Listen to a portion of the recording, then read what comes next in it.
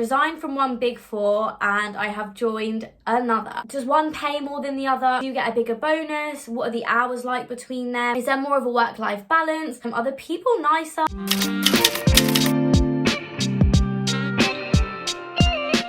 Hey guys, I hope you're well. If you're new here, my name is Tanvi and I talk all things career, social media and lifestyle. I always forget to plug my Instagram, so I'm going to put a little scrolly thing here. Please don't forget to follow me on Instagram, as I always share tips about fashion, beauty, career, social media and just general real life advice. Today, we're going to be talking about my new job. Now, if you don't know, and I'm sure a lot of you have been following my journey already, I started a new job. I was working at a Big Four on an audit grad scheme. I did the ACA, I qualified, and I literally resigned a week later. And I actually haven't spoken much about what my new job is, where it is, what I'm doing. And this video is going to be doing just that. Before I get into it, it's really important to remember that there obviously are so many different variables that will impact your experience and your job, your team, your division, your business unit. I probably did the most Tanvi thing possible, and I resigned from one Big Four and I have joined another. I have moved out of audit and I am now in consulting. I'm going to be spilling all the tea and what I've noticed within my first month of working at this new Big Four. My current role is a management consultant, and I was fortunate enough to actually get promoted and move division and move firm all in one go, and so that is kind of why I really just couldn't refuse this offer. And I think that's because I actually specialised in banking and capital markets as my clients when I was an auditor, and I am now specialising in capital markets as a management consultant. I actually have really technical and specific skills, which I think they picked up on in the interview in terms of how banks work, and more technical skills in terms of financial instruments, hedging, derivatives, that sort of thing. And for anyone that doesn't know what I'm talking about, don't worry, but that is essentially why they offered me a more senior role in the management consulting division. People are probably wondering how I moved, and I am going to be doing a separate video on kind of how I moved out of audit and into consulting. But long story short, I was headhunted for the role.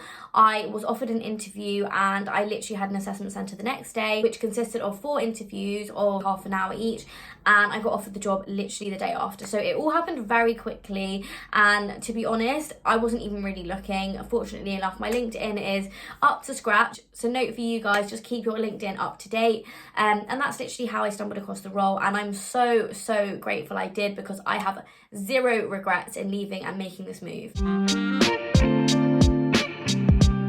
I feel like this is a question even I've wondered myself, because when you apply for the Big Four, you almost just apply to all of them and you just think they're all the same, you're just doing the same thing, just at a different firm.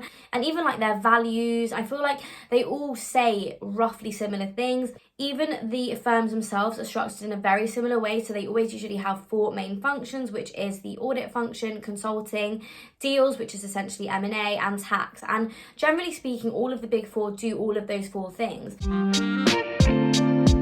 I'm first going to start with the similarities. So the obvious one being that they are both Big Four firms, which means they are global brands, they are huge corporations. It generally means your teams and your business units and your firm as a whole is huge, which just means there's a lot of people. Now, I think that's a great thing, because I love working in big teams. I love meeting loads of new people, especially people from different walks of life, different backgrounds, who I probably wouldn't meet in just like everyday life.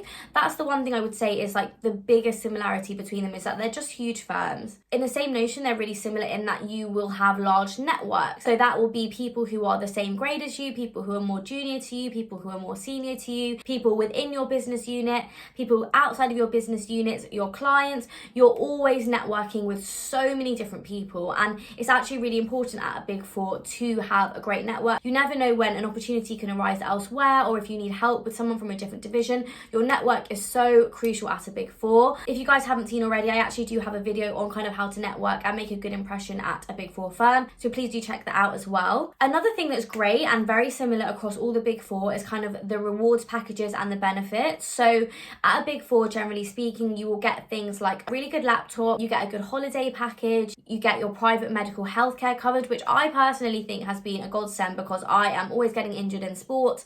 So that has been amazing for me. You can also add things like dental insurance, travel insurance. There are so many different benefits you can get. You get the option to kind of add them as a package. You get them at discounted rates. I think being in a large corporation in general, they really do try and like look after their employees in that sense. So I've seen quite a lot of similarities in that sense between them. Also, in normal circumstances, I feel like there are loads of different things that you can get involved with outside of your day-to-day role, which I think is great at a Big Four, and you might not necessarily get at a smaller company. You can join sports teams, you can really get heavily involved in diversity and inclusion initiatives, which is something I'm very passionate about. You can hold social events, and usually in normal circumstances, and hopefully soon, the socials are really fun. There's large budgets, there are large teams that you can have big socials with.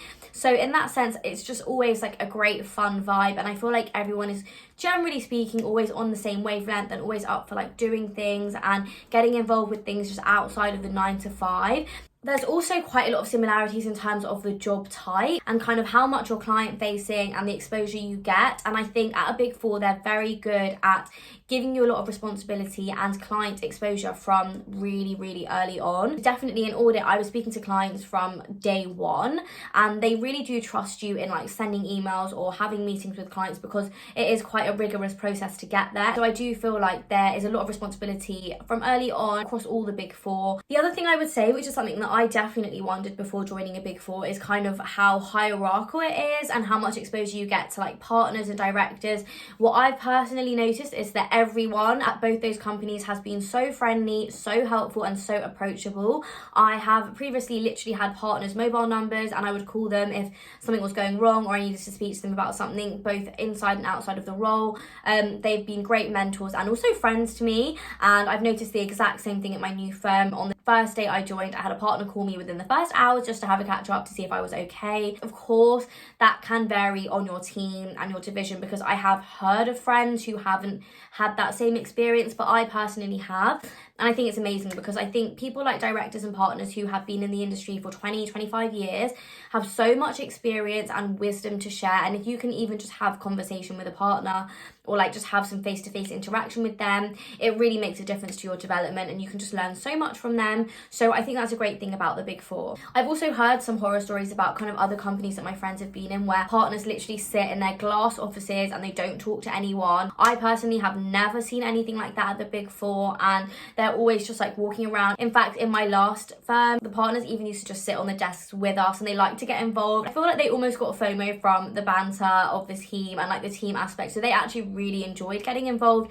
Again, it just really depends on the partner, because some of them are very old school and traditional, and of course they would take more of the formal approach. The last thing I wanted to touch on is kind of pay and bonuses. Now, of course, there are definitely variations between pay. However, I would say between the Big Four, the pay varies more in terms of the business unit you're in, so whether you're in consulting, deals, audit, instead of kind of Big Four to Big Four. So for example, audit to audit across the Big Four, I think you're roughly earning within the same range. Once you qualify, you're earning within the same range.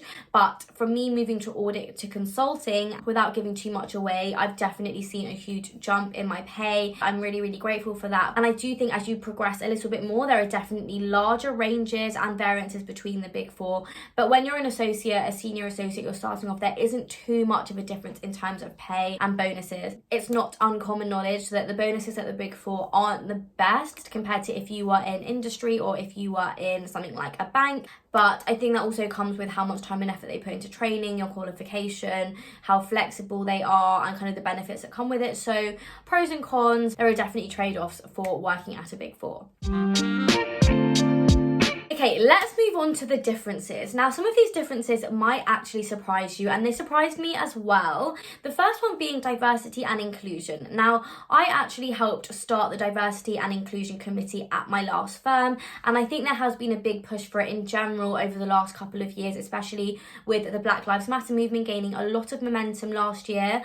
So I do think all of the Big Four firms are really gaining momentum in terms of D&I, but I think some are definitely putting it more into practice than others. Having moved, I've actually seen how much more of an emphasis they've placed on it, and it's something they do weekly emails on, they hold forums on weekly. I felt like at my old firm it was almost a bit unknown territory and a bit unstructured, and whilst everyone was willing to help, I feel like no one really knew how and what to do to improve D&I, whereas at my new firm, I feel like they've actually really sat down and thought about it, employed specialists, and so I do think there is actually more of an emphasis on D&I at my new firm, and I'm really happy about that because, as I mentioned, it's something I am really passionate about. The second thing I would say is mental health and well-being. It might be because I had a really terrible experience for my last 3 months at my last Big Four firm, but I do feel like my new firm places a lot more emphasis on well-being and mental health, and that is in so many different aspects I've witnessed over the last month. The first day, I literally had a mental health day and training, and it was all about how to maintain your well-being,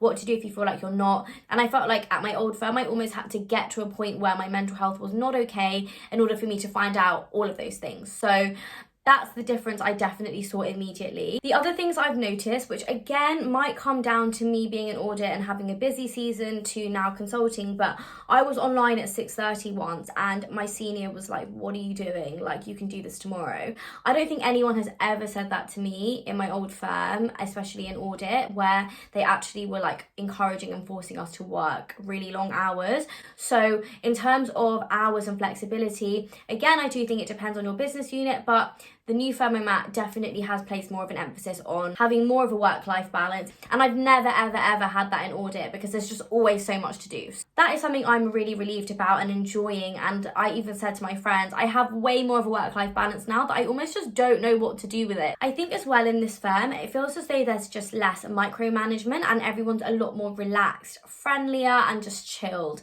And in my last firm, I felt as though like people were constantly on your back and there was always pressure to do something or perform better. In a really healthy way, my new firm is a lot more relaxed and friendlier, and I've got to say, like, within my first 2 weeks I've spoken to so many people of so many different seniorities and everyone just seems so relaxed and happy. So it's actually been a really pleasant environment and onboarding experience for me.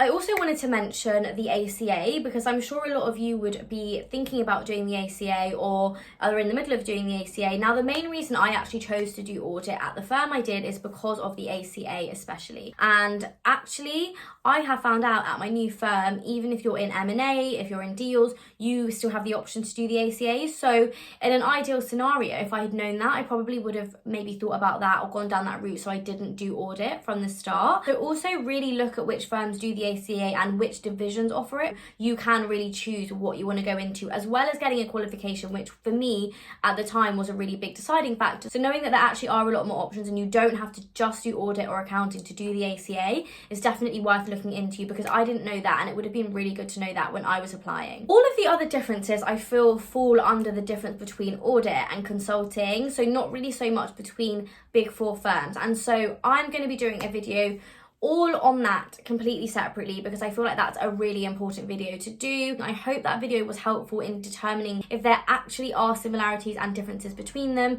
And I've got to say, my honest opinion is that yes, there are, but again, it just depends on so many different factors like your team and your business unit. If that was useful, guys, please don't forget to like this video, comment if you have had any similar experiences, and please don't forget to subscribe. I feel like 90% of the people that watch my videos aren't subscribed to me, and I would really appreciate it. Don't forget to follow me on Instagram. Again, I'm going to put that cool little scrolly thing up here, and I'll catch you guys in the next video. Take care. Bye.